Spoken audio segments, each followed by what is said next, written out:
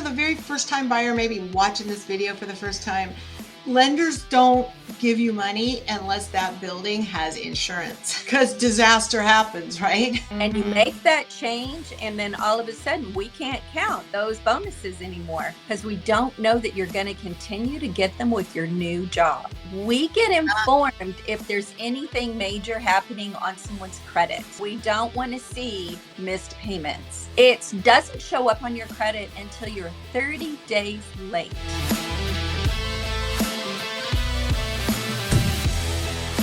So I'm excited today because this is going to be one of 5, 6, 7, maybe infinitesimal programs I'm going to do with some of the best people in the industry where I will interview them and we will talk about some of the important things that have to do with you getting a house. Hey everybody, it's Anita with Keller Williams Real Estate, and today I'm excited because I have my friend Rebecca Pierce here, and she is going to talk about lending. She is a lender with New American Funding, and she's fantastic at helping everybody get a loan and talking about the details that you really need to pay attention to along the way. So we're going to cover the 5 fastest ways that you could be denied a mortgage today. And hey, Rebecca, you're coming on. Good morning. Hi there. So Thank hopefully you. this will be one of many interviews we do, and we have some fun here and get people some information that they just might not know, right? Especially the first timer. That's right. I'm here to help you and get started so you know what to do and what not to do. I know. There's lots of ways to dive into a deep pit, right? You think maybe you're all organized to buy a house, or you've been thinking about it and working on it for a while. Maybe you got your down payment. You've cleaned up a little credit or something, but you haven't really spoken to a lender. So dive in and give us some of your first thoughts on what people should think about when they're just getting going on the pitfalls of a mortgage. 5 ways to be denied. Go ahead. Okay. The first way to get denied is if you change employment right in the middle of the process. That's not the thing to do. Now, because sometimes you have a base income and maybe you've got bonuses or you've got overtime with the company you've been with, and you make that change, and then all of a sudden we can't count those bonuses anymore because we don't know that you're going to continue to get them with your new job. Right. Overtime is the same way. So I suggest you stick with the company you're with until you've got the keys to your new house. Then you can make a switch. Exactly. And I remember you talking to some new buyers once, and I think he said that he was changing jobs, but within his company. So there was a difference between if he just got promoted in his company and whether he got, like, he shipped into a whole different industry or a different job, right? So one thing matters a little bit more than another to a lender. That's true. But if he's with the same company and he goes into a different position, we still can't tell if he's going to have overtime with that new position or bonuses with the new commission. So you've got to be careful. I would just say talk to your lender. Make sure it's okay to make that change before you make it. Right. So we get back to the planning way ahead thing, right? Right. Including That's right. buying stuff, on your credit card. We're going to get to that today, right? Right. Yeah, there's I had all kinds one. of things people don't think matter because maybe they have, like, their down payment saved up and maybe their credit fixed, but they don't know all this other stuff. So, okay, don't change jobs. I had a gentleman who actually quit his job a week before he got his house because he needed to move there. So we called to get verification of employment within 24 hours of closing. So you better be at your job at that point. Wow. So yes, keep that in Yeah. mind. Not until you get your keys in your hand. Because lenders are watching you the whole time because they're about to lend you $500,000, 300,000 or a lot more. So they want to know all your other debt, right? That's right. Yeah. Yeah. So, okie doke, don't change jobs if you're going to buy a house. Right. Okay. All right. What's the next one? Number two is don't apply for a new credit. Oh my goodness. There's so many people that are like, oh, I need a new refrigerator, a new washer and dryer for my new house. And they want to go to Home Depot or Lowe's and they go and open a new account so they don't have that. They have the payment over the next 2 years. Well, we have to count that new debt against them. And some people would not qualify for that new debt. And that can kill it just like that. Imagine someone in your family needed to borrow $1,000, but they just borrowed 10,000 from another guy. Do you trust you're going to be paid back? It's a little bit riskier. Well, and lenders are thinking the same way. Yes. Like, you don't want to increase your risk factor. Well, that brings us to another point, Anita. Yeah. Is don't move around money. Don't move. Don't put cash in your bank because we want to know, where did the cash come from? Yes. And then you have to, oh, my brother gave it to me. Well, is there anything in proof of that? There's not. So putting large amounts of cash in your bank, don't do it. I would say gather that money up and allow yourself to get a gift from a family member. That's the best way to do it if you need extra cash. How soon should they season the money, as we call it? A month, a year? How? That's a great question. So if you're getting a gift from family members, then it needs to be at closing. Don't put it in your bank ahead of time. If we do, we have to track it coming from the donor's account into your account. If you just wait till the very end and have that money transferred straight to the title company, that's all we have to do. We have to see a statement. Yes. And then it goes to the title company. We don't have to go into your bank account. Oh, so that's interesting because I don't know if I've ever talked about that with you. So if they've got 40 grand, 70 grand, 100 grand that someone's giving them as a gift, does that apply even with inheritance money? You can inheritance money, you can prove that it's inheritance. Then it's their own money. But gift money is a little, okay. Yeah. So they don't really have to put that gift money in their account. It's best if they just wire it straight to the title escrow company. That's right. Oh, that's a new trick. And then or a new thing. I didn't know. So right. If there's any money left over, that money comes back to the borrower. So they don't have to worry about too much money coming there. We're a balancing business where we balance to the penny. So if the money is extra, it goes right back to you. Excellent. What a great tip. Yes. Yeah, people don't know. Now, what money needs to be in their bank account months before or whatever I call it seasoning the money so that the bank knows it's yours. It's been there a while. Like which monies does that matter for? 2 months. 2 months. So when we if look, it's not a gift, what, like coming from Schwab and their trust, or talk to me about that. So if it's an investment account like your Schwab account, we just need to see a 2-month balance. And then you can move that money from your Schwab or your 401k or wherever it is. We have to see it and then see it transferred into your own account. And that's fine. That's tracking the money. But if you say you got a $50,000 gift from somebody and it's been in your account for 2 months, then it's seasoned money. It's your money. We don't have to know where that came from. It's only in those last 2 months of this transaction. Okay, that's super important because we both experience people putting their money, moving it around when we're in escrow. Right. And maybe, I don't remember every story, but the 30-day escrow might have turned into 45, right? And then the seller is irritated. And they're worried maybe because it's like they perceive it as something going wrong, but it's not going wrong. It's just money doesn't move around that quickly. So that's part of getting your ducks lined up, remember? Yeah. Getting this all done ahead of time and making sure Yeah, that things are happening in the right order. So, all right. So what else? You always have good information. What's the next thing? We don't want people getting denied for a mortgage. Okay. The next thing is don't miss any payments during this transaction. Ah, So pay your credit sometimes card. people, they're so involved with getting this mortgage, they're doing everything and then they forget a payment. That's a deal breaker. We get informed if there's anything major happening on someone's credit. Right. So we don't want to see missed payments.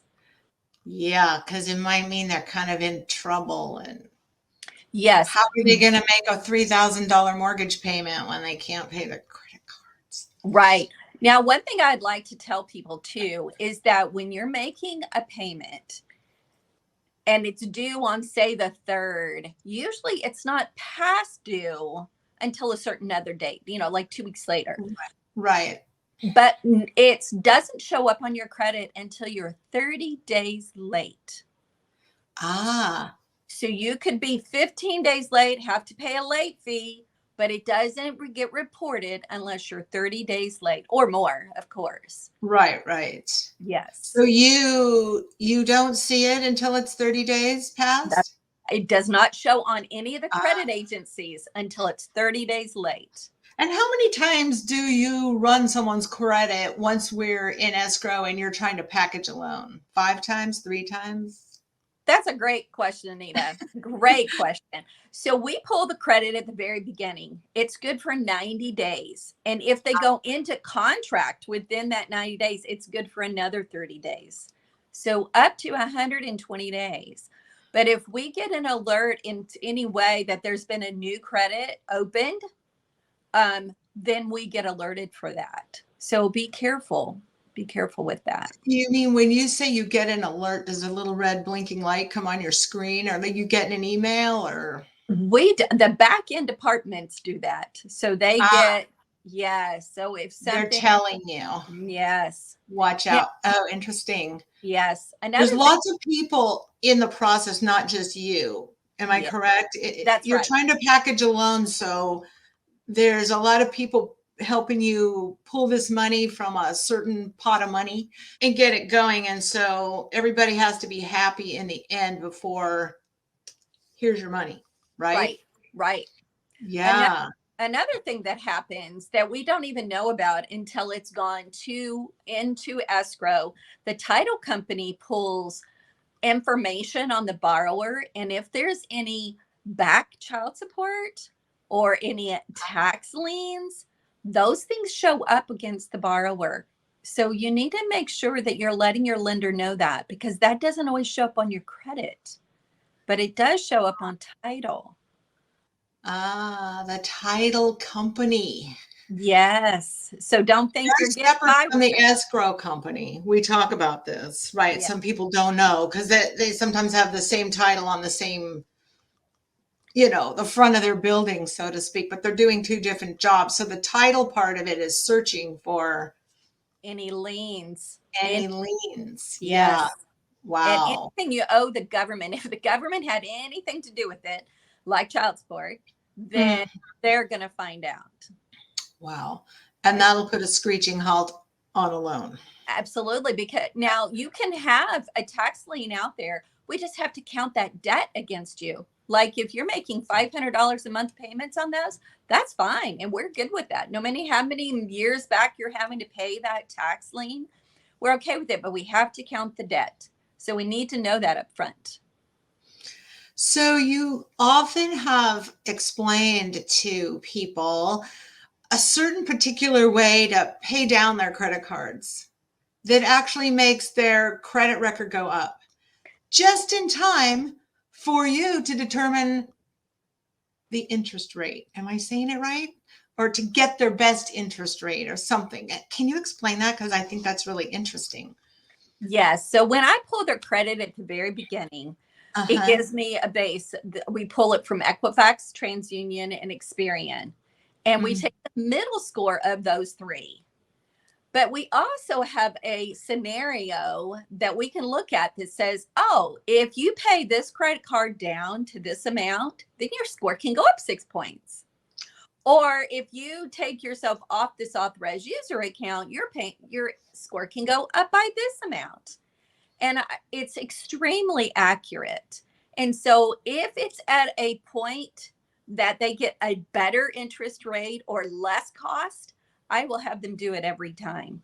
And it's up to them whether they do it, but it can save them thousands of dollars to make a $25 difference on their credit. Right. Credit is something new and crazy to learn. Not everybody's interested in it, but we have so many people in debt in this country. I wish more people would read up on it. I have a whole video on my favorite credit cleanup guy. He's linked below the video. And then you can have some debt and get a loan for a house. You just kind of have to know how.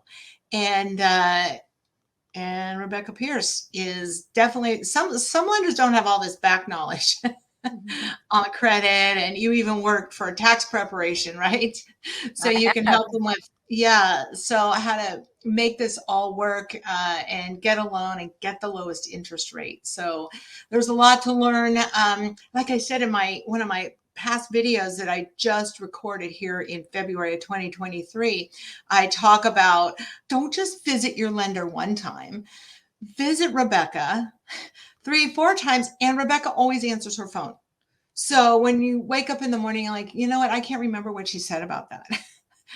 Or now this changed or that changed, and I got to ask Rebecca. You always answer your phone and help people along the way, because they're processing, right? And so don't be embarrassed when you have to call Rebecca lots of times in the 6 months before we actually go looking for houses.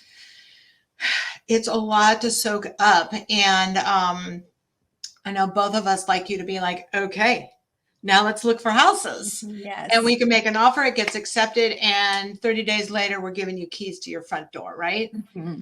It's all about like really making it happen. So I just really appreciate Rebecca, because she's like driven all my deals right down the track, and we've had curves along the way, right?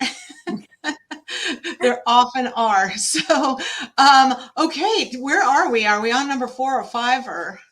I believe I kind of jumped ahead to the cash deposit. So the next thing would be the homeowner's insurance. Oh yeah, So, super important. yes. So when I give a quote at the very beginning, I'm estimating homeowner's insurance because we don't have a house.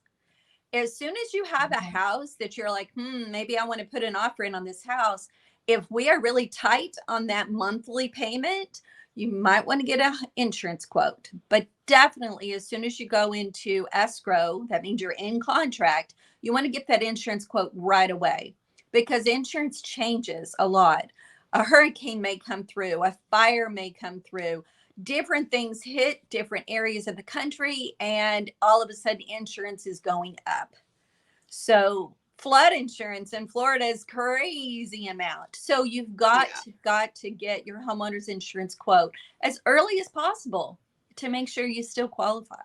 And you know, the very first time buyer maybe watching this video for the first time, lenders don't give you money unless that building has insurance. Because disaster happens, right? That's right.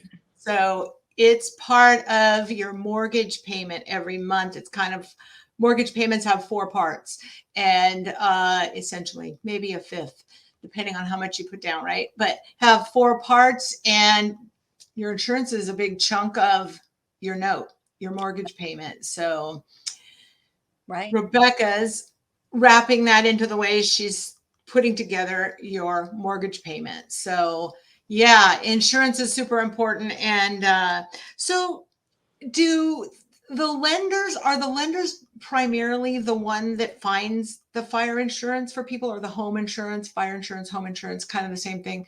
Homeowners insurance, do you do the shopping for the buyer, or do they have to go find it?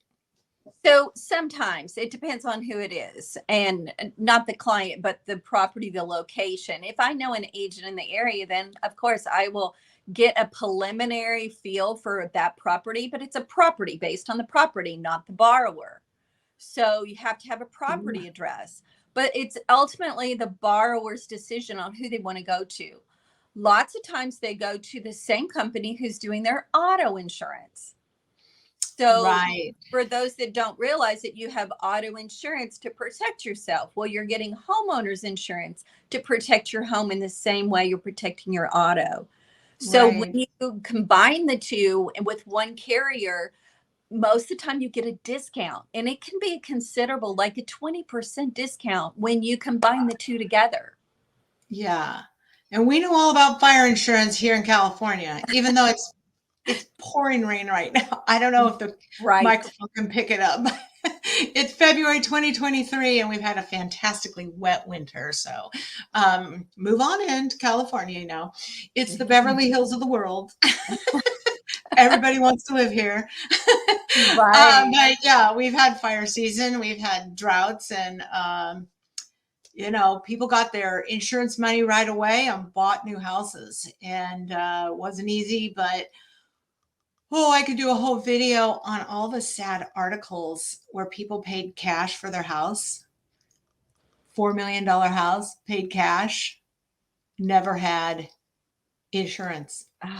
Now, a guy that can afford that might go, he's hurting a little bit, but I don't know. Hopefully they rebuilt, or maybe a lot of people just went on and bought a house because it was way too painful. But whether you pay cash or get a loan, insure your house. That's the law. The law for me, because stuff happens, right? We want to protect you, and definitely a lender you'll have to have fire insurance. It's part of getting a loan. Okay, well, gosh, anything else important before we kind of wrap it up? I don't think so. I think that covered it. Let me kind of briefly just go over the 5 Okay. different. Okay. For one thing, don't change employment. Yes, don't change your job. Right? Don't go get Yep. new credit. Stability is important. Pay down your credit cards. You don't have to pay them off. Right. Okay. And don't miss those payments, those credit card payments. Make sure that you're making all your payments on time. Even a minimum payment? Minimum payment will do. Absolutely. Yeah. You don't have to pay the whole thing off, right? Yeah. Watch your cash deposits going into your bank account. Yeah. And the last thing is get that homeowner's insurance quote as quickly as possible. Right. Okay. All right, listener. Now you kind of know you'll need to get with your lender and write these things down. We'll have them below the video as well. Hey, Rebecca, thank you for being on my first recording.